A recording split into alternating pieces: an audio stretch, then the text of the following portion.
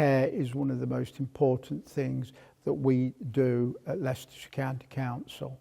Hi, welcome to another edition of our podcast where we look at the day-to-day work of Leicestershire County Council.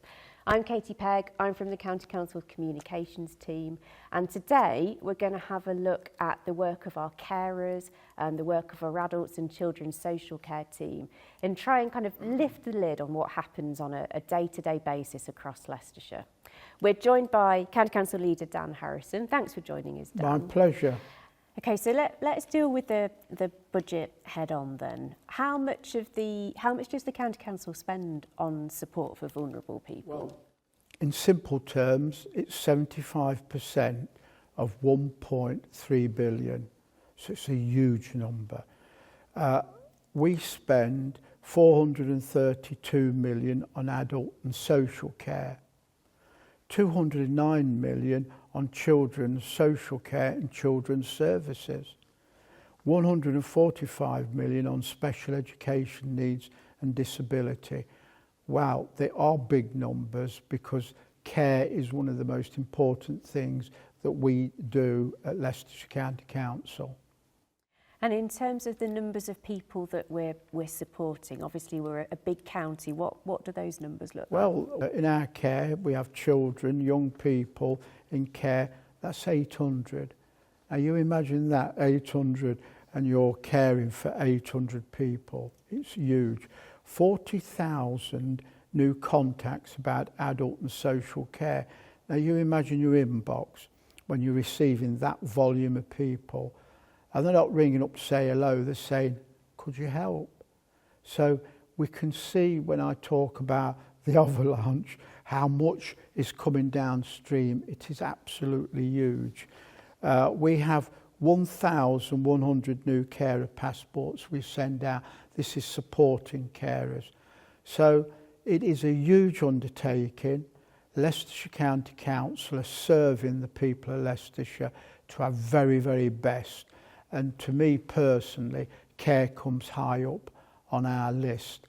If we can care for people, we're worthwhile people. I think that's just us being who we are.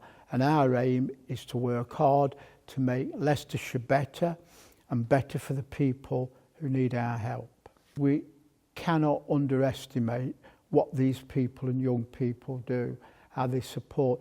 It could be their parents, it could be their grandparents, an aunt and uncle, that they just feel they want to help, and it's on a daily basis. So it's an enormous task, and probably walking along the street you wouldn't even understand it. And you can meet these people, they're no different to any other young people, but they have that special feeling that they want to help, and they do. So nationally, Dan, I know across local government there's a lot of factors that are putting pressure on councils' budgets around care. There's an ageing population, rising number of people with dementia. How's the council planning for the impact on its budget? Well, that's really important, and I presume one of the most vital questions you could ever ask. What we're facing at the moment is absolutely phenomenal large figures. It's like, I liken it to like a stream, a river, and it's just flowing at us fast and furiously. So what we're doing now is working what we call upstream, and I use the analogy of a river. We're working upstream now, trying to locate and then isolate those people into support and how we can help them. And it has phenomenal end values on how we operate the business. Now we're a council, but we're really operating a very large business. So I use that phraseology. And how that will support people is, I always use the analogy, say we send somebody in on a Monday, a Wednesday and a Friday, £600, which is a lot of money. But if that person was to go into care, it could be anything from £1,500 to £2,000 a week. So they're colossal figures that we're looking at. And the business is all about big numbers. So the more we can slow that down and help and support, and we have outreach people who communicate with doctors, we have all sorts of support methods to be able to find people, go in and see what we can do and how we can support them. These are people who may have been to the doctor and had 2 or 3 falls and problems escalating. So that's the call for us to go in and see what we can do. Now, the payback comes eventually because we have a budget which estimates so much. But if we could slow that down, then the budget isn't all spent. And so that's where we're able to benefit as an organisation in simple terms, without going into too much detail. So that is really, really powerful when you think about what we're doing and the initiatives we're taking. People have said, well, we've done all that sort of work, but not to the level that we're doing, that we perceive to be really vital as we go forward, because we're running a business that's just ongoing. The knocks on the door are getting bigger and heavier all the time as we go along. Can you tell us a bit about any of those initiatives? I know there's some work as part of the Better Leicestershire programme, both to kind of spend smarter but also improve lives. Yeah, so it is indeed. I mean, the Better Leicestershire is our objective. So we cite that regular when we talk to people, and that's really important.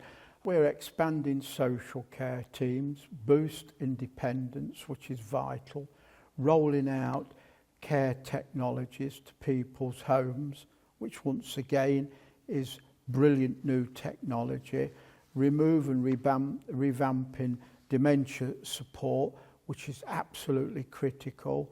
And we believe in this. This is our compassionate side of Leicestershire County Council, helping people who need help and making Leicestershire better for those people who need the help. There's a lot now happening with dementia, sadly, and this is really important. And people say, yeah, well, but it's happening more and more.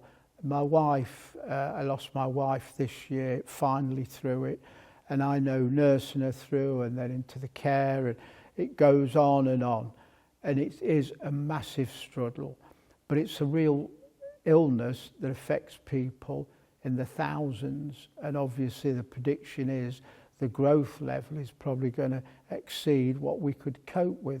So once again, that needs support and funding, but it's isolating people earlier on, trying to find people, what can we do? But I have to say, as somebody who cared for my own wife, there are lots of people doing that. We cannot underestimate what happy, normal family life. It's normal for somebody who's able to want to help their other partner.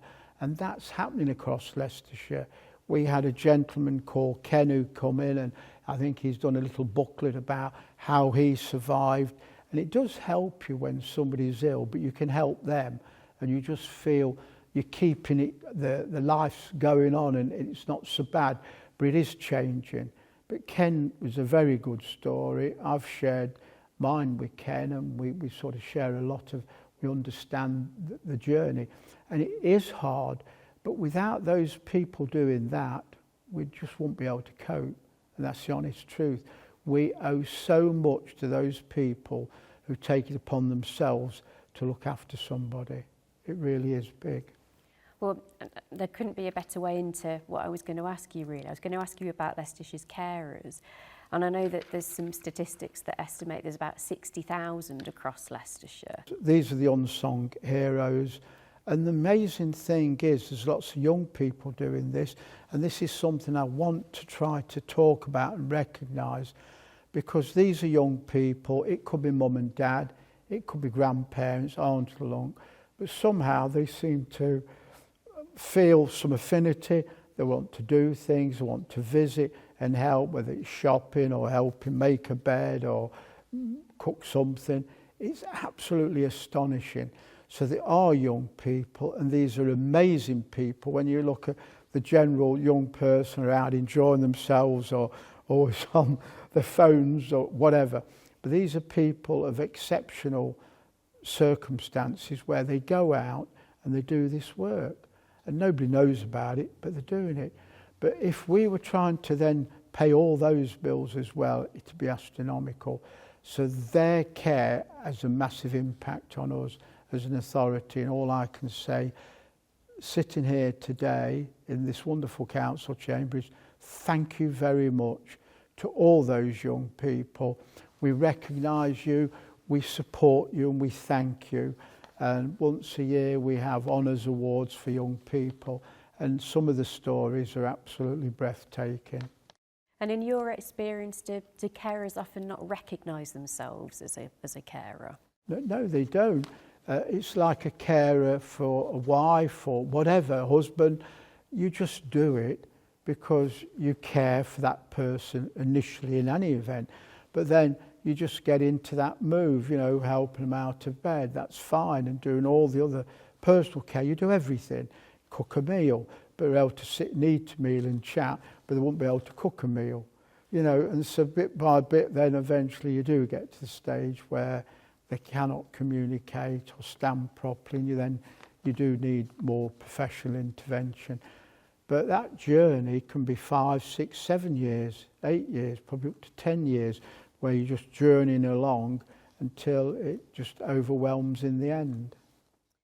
And you've mentioned that you've met Ken, who's part of a panel that we've got, a panel made up of volunteers.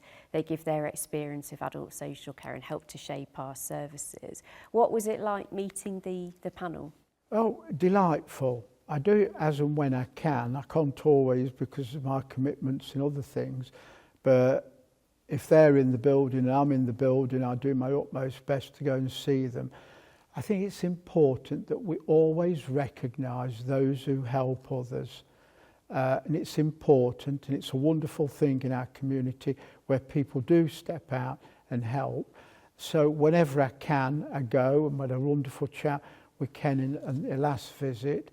The head of obviously the appropriate services and cabinet members, portfolio members are there. But regardless, if I can pop in, I just want to walk round, shake hands, say hello to people and make them feel valued and important, and they are both valued and important. So you might have just answered this question, but kind of as leader of the County Council then, what's your message for people like Ken?